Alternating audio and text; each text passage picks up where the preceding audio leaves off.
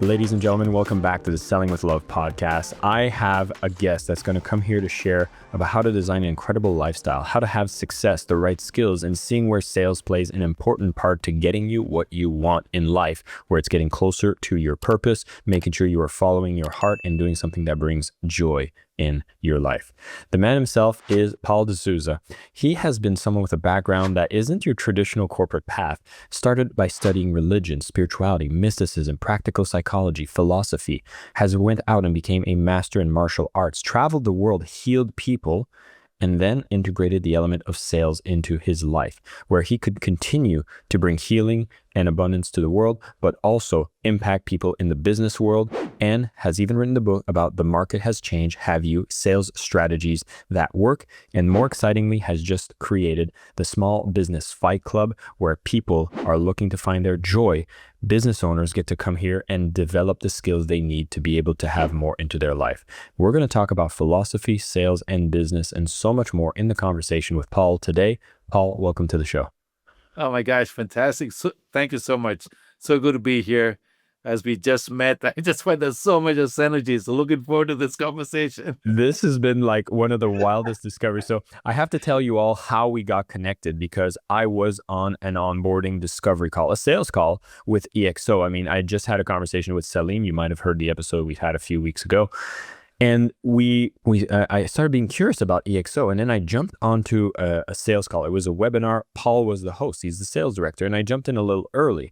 So we started chatting, and I realized he has a background in sales. He's written a book, and I was like, you know what? I had this impulse. I was like, Paul, I don't think I can stay for the entire session, but I'm going to reach out. We're going to get on a conversation. I need to discover more.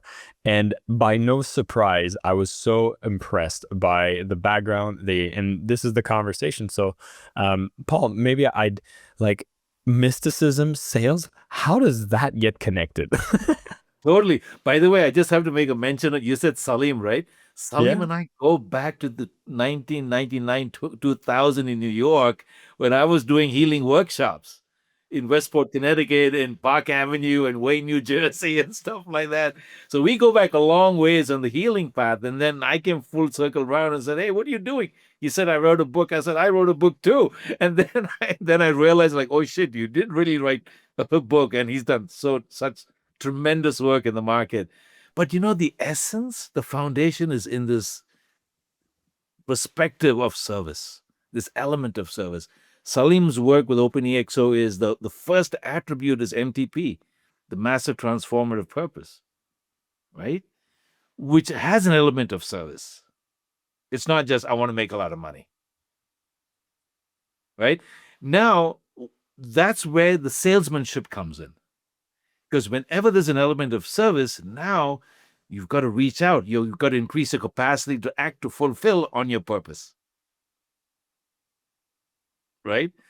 A single mother asking Tommy to eat his veggies, this little boy is like, "Hey, do you want to be like, I'm dating myself, Boomer Esiason, quarterback, Cincinnati Bengals," right? Right? I went to school in Cincinnati. Then he's like, "Oh yeah, right." And now you're future pacing that kid to be like an athlete or a superhero he wants to be. I submit a sale has been made. So whenever you decide, like, I want to do something, I care about something, I care about somebody, you've got to help influence them into a better future. That's what love and care is about. It's so funny because this is the essence of what I'm trying to get people to understand time and time again. Every time we have these conversations around selling with love, this is truly what this is all about. And I'd be curious, is this something you discovered and got into by following the sales methodologies, or is it something that you connected with more in your earlier work when you were working in religious, spiritual, mysticism types of realms? I think I put myself in the category of being born a salesman. Mm. It's just in my gene. I grew up in India, right? With a very well-connected family. I was always the black sheep. I was always doing things I wasn't supposed to do. But I had very good interpersonal relationships. But I realized as a salesman, because people would always come to me and ask me to help them with the problem they had. And I would solve the problem. And then they would be grateful. And then they'd come back and I'd solve another problem. Right? Because I always had this element of service, but I was undisciplined. I was a naughty boy. I was a street kid, right? But I was always helping people. And I realized that there's this cadence, this ability to listen, there's this ability to serve, this fearlessness to say, how can I help? This fearlessness to say, I'm noticing a problem, how can I help? I'm like, oh my gosh, how did you notice? Right? Let's ask better questions. And then when I came to the US, I was a social worker. I worked for Travelers Aid, Director of Social Service. I have a master's degree in social policy planning. I was the assistant lobbyist for the United Way during my internship. And I realized it was so problem solving. And then when you have a patient, you do intake, it's problem solving. What's going on? It's no difference to business and sales. And then when I was selling, I moved up. You know, I made only so much money as a social worker. Then I realized I like fast cars and pretty girls and salsa dancing. So I ran a salsa nightclub in Cincinnati, and I got around. But then my first sales job was selling chicken, seafood, and steaks door to door in the hills of Kentucky, out of a white truck, And then I sold, credit counseling services, and I moved up and up and up. And then I went into hospice. And as a salesperson, selling hospice services to 70 nursing homes in the hills of Georgia, from Toccoa to Dahlonega to, Gainesville, Georgia. It's all sales, but it's in the context of solving problems. That's just a choice, right? My path. Well, it's something that I'm constantly seeing. So you speak to a lot of small business owners with an intention to serve, right? Like most people that are small business owners are coming in from the right place and the right heart. But sales is still something that is demonized, seems extremely hard, and often even feels like it's the most disaligned to the service that they want to provide. What's going on? Well, because unfortunately, there's a lot of shenaniganery in the world, I define, when I teach sales, stop 5 S's. Stop selling, start supplying solutions. Right? And have the humility, but to ask, how can I help? What's going on? Now, can you coerce a transaction? Yes. And that's the easy path. Right? Can you seduce somebody with a discount? Yes, that's the easy path. Can you razzle dazzle? Yes, that's the easy path. It will get you the first transaction, but it may not get you the second transaction. But if you want to grow business, you want to drop your cost of acquisition. Remember I said this during that EXO call, right? You want to drop your cost of acquisition, and you do that by building a solid relationship of trust. And you, like the Native Americans say, you do a good transaction, fair trade, and you close it. If you do fair trade, they want to come back to you again. Now the cost of the second sale of acquisition is way low. Your profit margin goes up.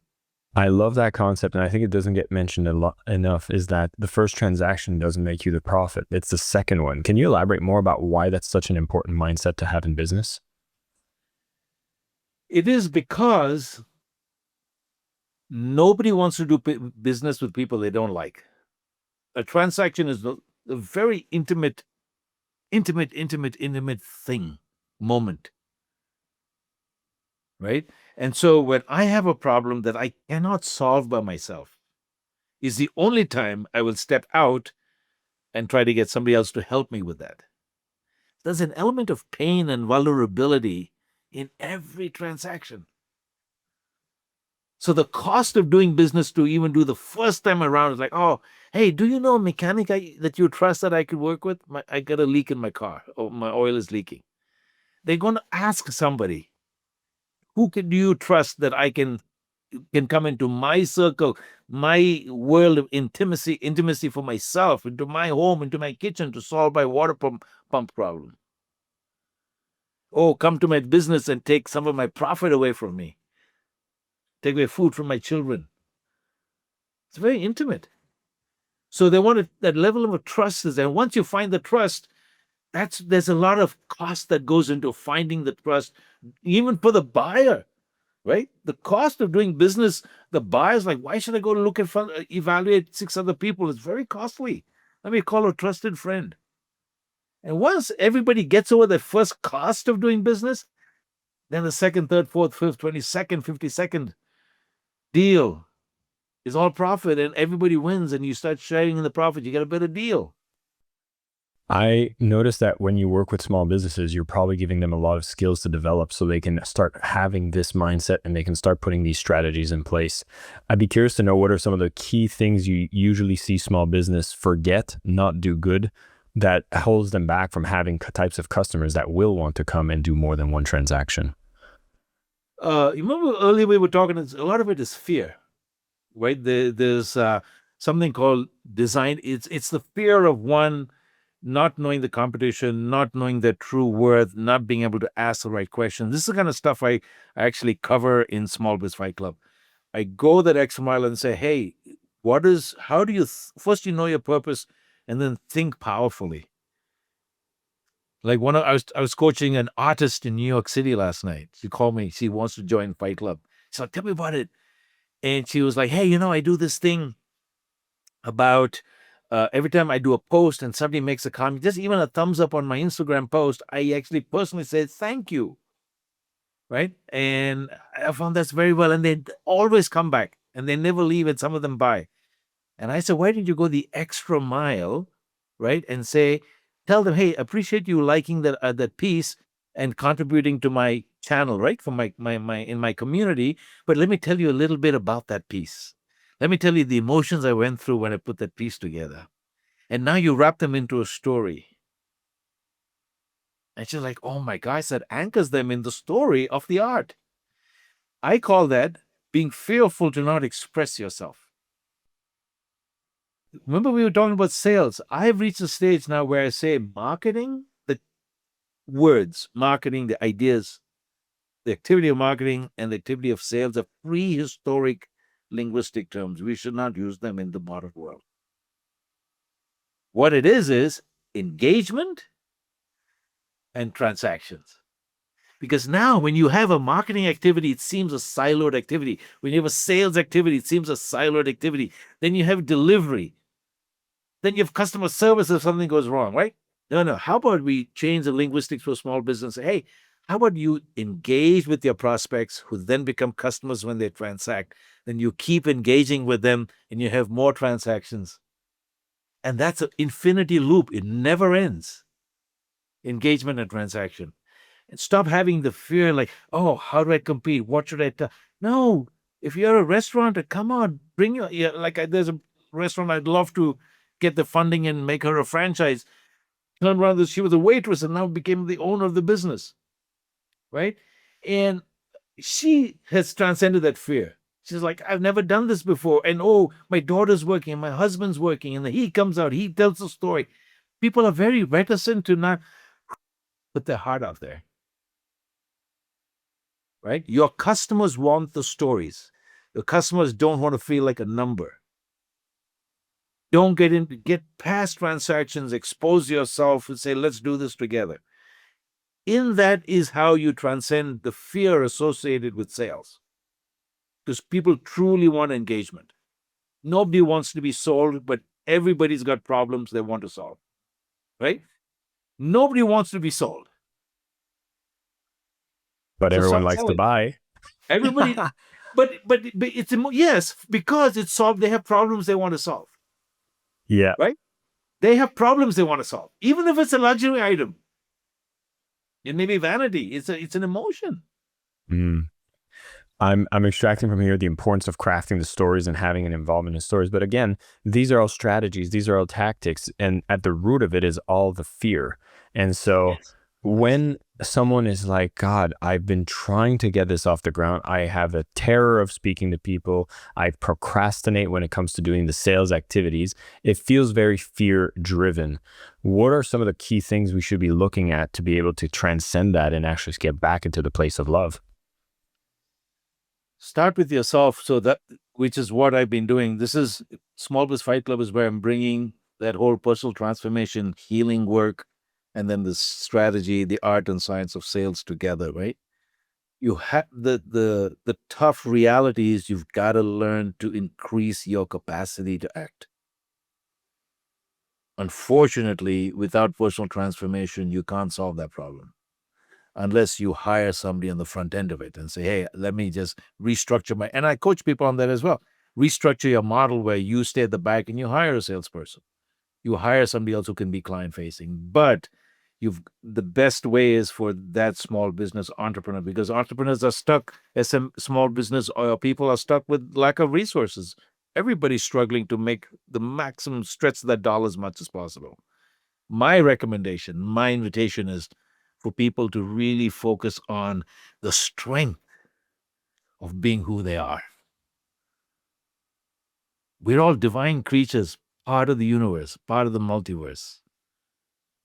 When you tap in, and I teach meditation and self-awareness, when you tap in, right, and connect with the stardust that makes you who you are,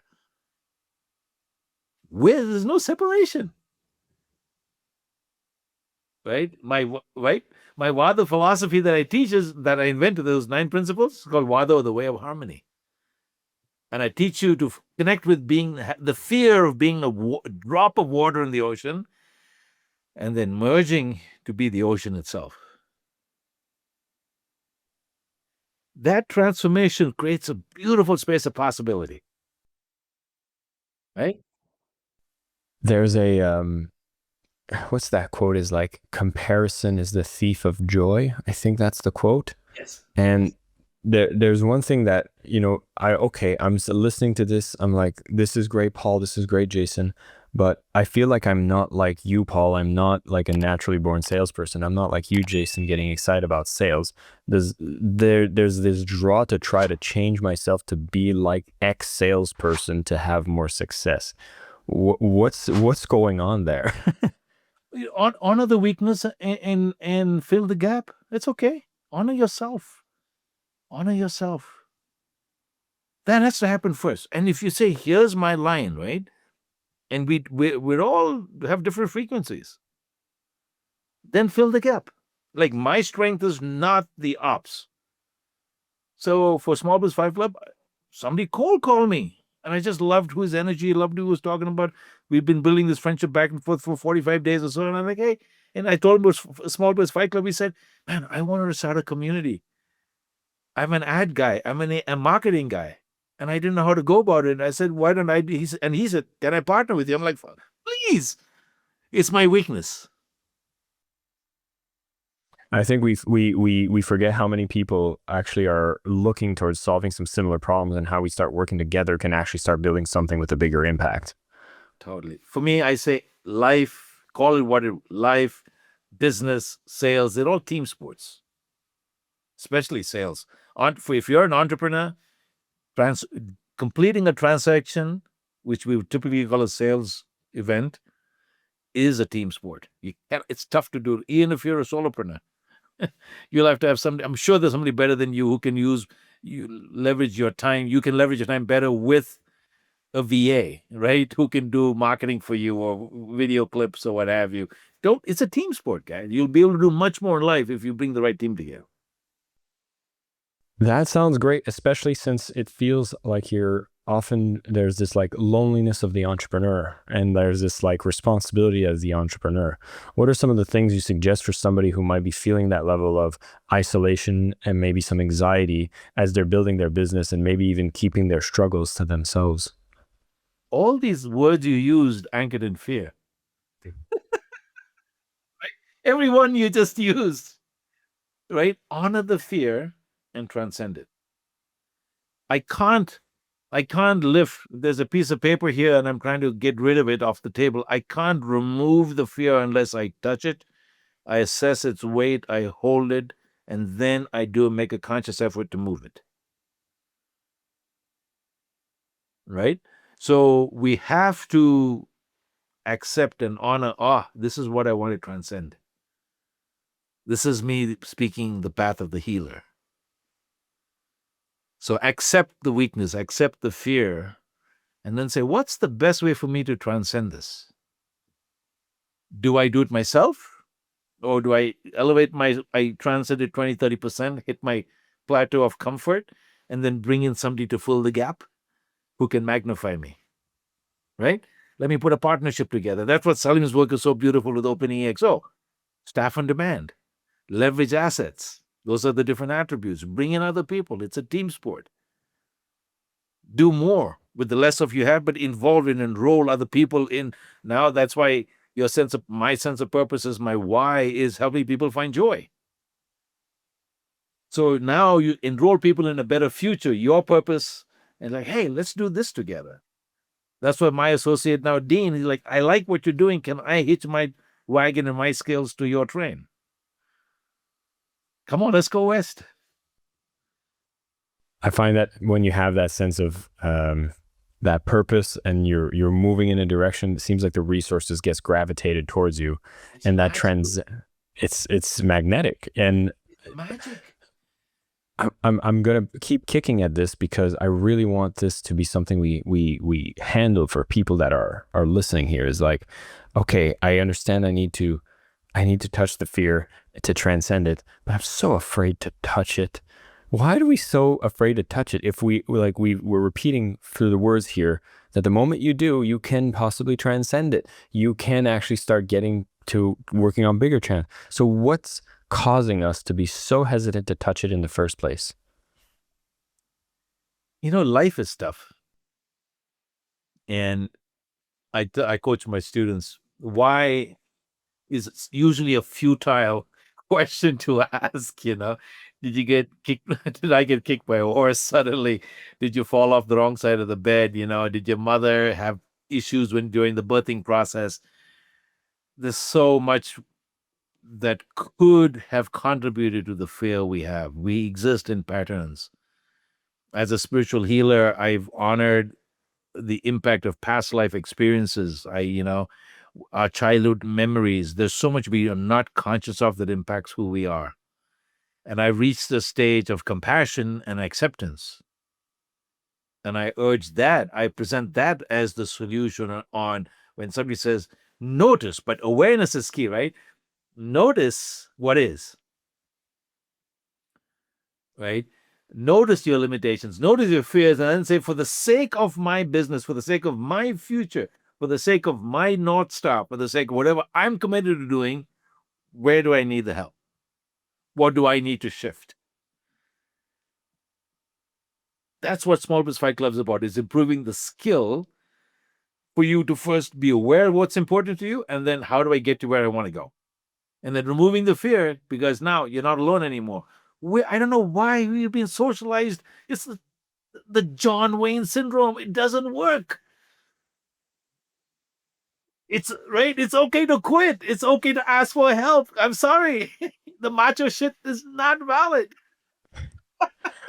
Well, I think the culture has permeated not only in sales, but in a lot of different fields where that is felt like that is the American way, or in any other country as well. India, the Philippines, the machoism, is a very real thing, but all that's anchored in fear. You also speak a lot about how the market has changed. Now, obviously, that was the title of your book. I could reread the book every year with the same title with a different set of rich people. That's what I was going to say. I was like, you wrote this book, 15 years ago? And gosh, there's been so many changes in 15 years. And it seems like now the constant of change is just so hard to comprehend and wrap your head around. I don't want to bring it back to another level of fear frequency, but when you speak about the market has changed and I'm out there trying to build my business with something that seems like a loose foundation because change is constant. What are some of the recommendations and advice you give to small business owners who are still navigating and charting forward west? I actually look at it without an element of fear. I think it's a fantastic time to grow a business and dance with the market, right? In the old days, we had pigeons that would send messages, and now we got AI agentic robots, right? To give you an example, so all that has changed is the cadence of. Now you'll notice my building blocks, the cadence of engagement and transaction. That's the only thing that's changed. It's only getting faster. i.e., more opportunity. You see how simple that is, right? That's how it's changed. The market is giving us greater opportunities to engage and transact. Now the question comes is for the sake of what? Who are you and what are you doing on the planet? Right? How are you engaging and how are you transacting? Welcome to business. I don't care, small, big, large. That's the start, finish, end of story. When you frame it that way, it seems like the biggest change that's been happening in the market is that you can't get away with the gimmicks. You can't get away with the nonsense. Like it's becoming more and more closer to truth. And do you Fishbowl. feel, The do you think fishbowl it's economy. the fishbowl? What do you mean? The fish in the fishbowl, right? Everything, there's no place to hide. Mm, Right? The goldfish in the fishbowl. That's it. mm. Everything is transparent. That's the beauty of the modern day world. We're getting to a hyper sense of authenticity and transparency in everything we do. You know, I think that's like to come back to what we were talking about, the fear of touching the fear itself to transcend. I think it was easier to just hide in the corner under a rock in the fishbowl before, and now that it's all exposed, oh, everything, the good, the bad, everything gets shared, everything gets exposed, and that vulnerability, I think, is probably what causes even more anxiety in business, is that you can't craft your image. And throwing people into fear. You're right. Yeah. Absolutely. Ooh. And So so it's the time for authenticity. well, Paul, does that mean when you're dealing with entrepreneurs, like how much of the skills you teach are business skills versus the skills you teach are just human skills? I am leaning more, I have much more fun, and deals become valuable the more I spend on the human side. I just worked with a lady who's a leadership coach. She does in the Silicon Valley, does this amazing leadership training for LinkedIn and Adobe is one of her clients, people like that. And the first 90 days, he just focused on skill training and personality and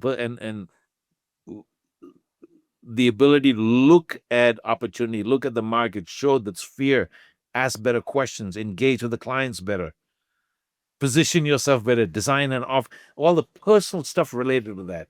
After the first 90 days, now we're looking at the business. Only now I'm looking at, business models and, CRM systems and all that stuff.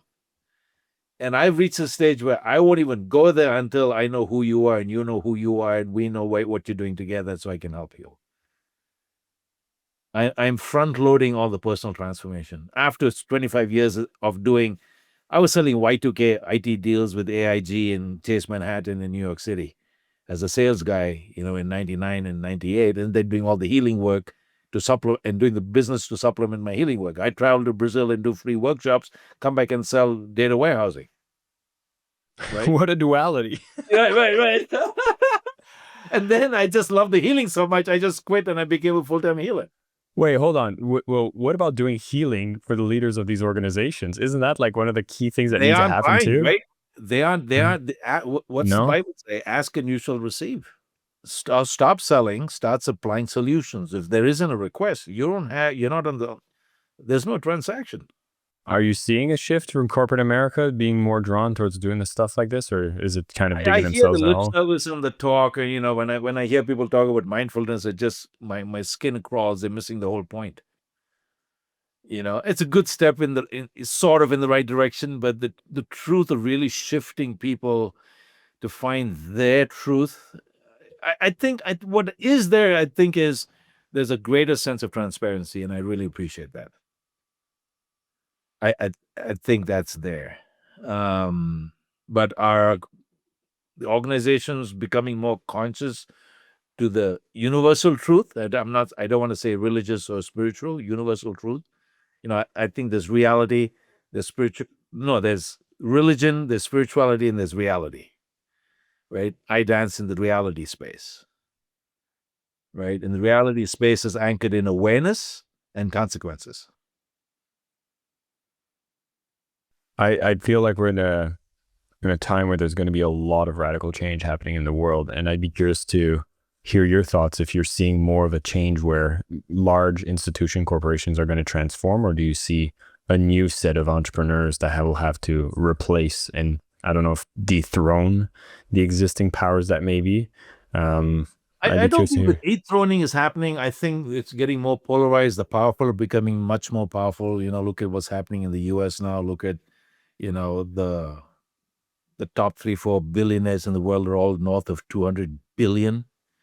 The difference between a million and a billion, it's 11 days if you take for a million seconds, and 31 years for a billion seconds. That's the difference between a millionaire and a billionaire, right? And there are so many billionaires that are more than 200 billion. So, but that's sort of the fingerprint of the planet. I mean, through life you've had kings and slaves, right? I mean, peasants. There's no change in that. But I think what has happened is with technology, the ability for more people south of that top 1% are being able to express themselves. And there's a tremendous opportunity that they have, right? There's almost no excuse anymore, right? For them to express themselves and create and carve out a good life. I've done it for myself, right? Living on the ranch with the horses? Right. When the pandemic hit, my retirement plan was to move and live on a ranch with horses. But when the pandemic hit, I'm like, why not now? I used to play polo in Cincinnati. I loved horses. I never grew up with horses, but it was something I enjoyed doing. And look, I used to come to New Mexico to do my annual retreats for my Wado philosophy. I had students from all over the world will came to Wolf Sanctuary here. So I fell in love with this area for 20 years. And it's not Santa Fe, where all the fancy people go. I'm on the res. My ranch is actually checkerboard on the reservation. I don't get the mail here. I got to drive 10 miles to the trading post on the county highway through the res, and there might be wild horses on my road, and then get my mailbox and look at my mail comes there. And my FedEx goes to the trading post because they're not allowed to come on the res. Right? I mean, it's crazy. But it's gorgeous and it's beautiful. And I said, this is my happy place. It was tough to get it funded. 80 people rejected me. Banks didn't know how to fund it, because it's not the house to land proportion. It's quite a piece, half a section, which is 1 mile by a half mile, but 300 something acres. And so I had to get it funded personally privately with an personal investor. Right. But my point is, gotta go and make it happen. I'm taking a 30-year mortgage and scrunching it to 5 years because that's what the personal guys want. Banks will give you 30 more. The personal people will not. Private funding. So the thing is, but it takes that chutzpah, right? That commitment to self and spirit Hmm. and trust. And I have just reached a stage where prayer works because it aligns energy. Like you and me meeting, me making a decision at the beginning of the year is like, I'm going to do a long small biz fight club, meeting my prayers, my meditations, aligning with my truth, right? No, I don't have a religion. I'm anchored in the connectivity of spirit. The Catholics would call it the Holy Spirit, right? The Chinese would call it the Tao. My Indian friends would call it Brahma. But there's something that makes us tick. There's something there's an OS that's running in us, right? But it's right. It's the Yeah. same OS that allows me to connect with my wild horses. I start my wild Mustang horses by sitting on the ground in Seiza, Japanese style, like a samurai, and chanting the Om Mani Padme Hum chant. I go off, I get in a position, and I have this wild horse running circles around, scratching the ground and huffing and puffing, and they don't attack, but they run and try to position them in posture, right? And I go into Seiza, and I go, oh, and I drop my energy. And that horse will slow down and then stop and look at you. Could take 45 minutes. Could take 30 minutes. And then I get up and then I do energy, sweep the aura, sweep the aura, sweep the aura from 5 feet away, 4 feet away, 3 feet away, 2 feet away, then I touch. I've done 9 horses like that. Right? Now that's because I'm tapping into the same OS. I call that primal communication. Oh, by the way, I use it in sales. I was going to say, I bet that could be used in sales. Did you notice your energy shift? Did you notice your energy shift? Yeah. Right?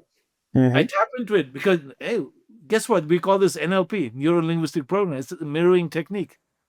Getting in rapport, energetically, consciously. Mhm. And I'm doing it consciously now. Right? Welcome to sales. I think you've opened up enough curiosity for people to realize that there's a lot of tools that we don't even know exist when it comes to making us better connected to others, when it comes to sales. I think that connection is probably the biggest thing that allows you to be able to make more sales, which requires you to stop being in fear. It requires you to step into that place of love, to be able to want to serve. All of these things I think are absolutely beautiful. And I kind of wanted to leave the conversation with a question for you. I mean, you're helping people find their joy. You're bringing them more success when it comes to their business. If there was a takeaway for people to leave this conversation and want to go out in the world and serve more, what would be something you would want to make sure they don't forget from our conversation? Start with yourself and find your gift to share with the world. Start with yourself. How long will you make your people, your tribe wait?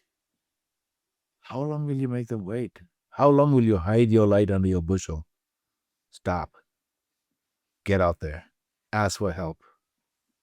And if I may, come to the Fight Club. We'll put a link to the Fight Club. Make sure people that are curious can go and discover a bit more. And Paul, there's one thing But that's the point, right? It's time for you to do it your way. Whatever it is, if it's making idlis in South India, if it is like the onigiri lady in Japan, right, who would make onigiris and give them to people who needed a shelter at night, and all together onigiris, right? How long will you make them wait? That's the takeaway from this whole call. There's no need. Go make it happen. Go be you. Go do you, boo.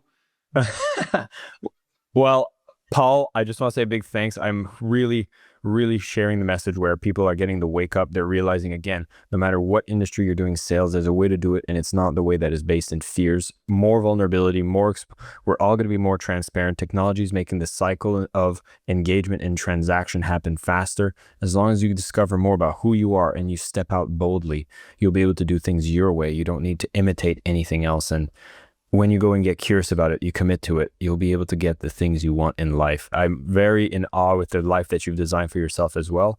But I will ask you the last question I ask on the show, which is for every guest, which is, you are on the Selling with Love podcast. So what does selling with love mean to you? It's being able to ask the question. I'm glad you said that, because I was wanting to say what I'm going to say now, which is be able to ask the question, how can I help? Right? And then shut up and allow the other person to start unraveling, right, where they need help. That is the essence of selling with love. Instead of saying, this is what I got, I can give you a discount. If you buy today, the next 47 hours, right? No. How can I help? It takes a mature person who knows who they are, who can then say, I can help you. Oh, that's what you need? I don't have that skill. I can find somebody else who does. Or, yeah, let's go. But have the maturity, anchor in your love, to say, how can I help? And now, listen. That's selling with love to me. Paul, thank you for your time. Thank you for your help. Thank you for your message. And like I said, I'm going to put a link for all you listeners to go and discover more about the Small Business Fight Club, so you can find your joy, discover the skills, and have the right energy to build the incredible business that makes the difference you've always wanted. It's been a fantastic conversation. I'm so glad we were able to bring this forward. Paul, once again, thank you so much for your time. This was so fun. Appreciate it. Thank you very much. God bless to you and everybody. Thank you so much for listening to the Selling with Love podcast. We have some previous episodes you can tune into right here. And if you prefer the short form content where you get to the point in under 10 minutes, we do have a ton of clips from our best episodes that are being shared on this channel as well. So pick which one supports you the most. And of course, thank you for liking, subscribing, and of course, selling with love.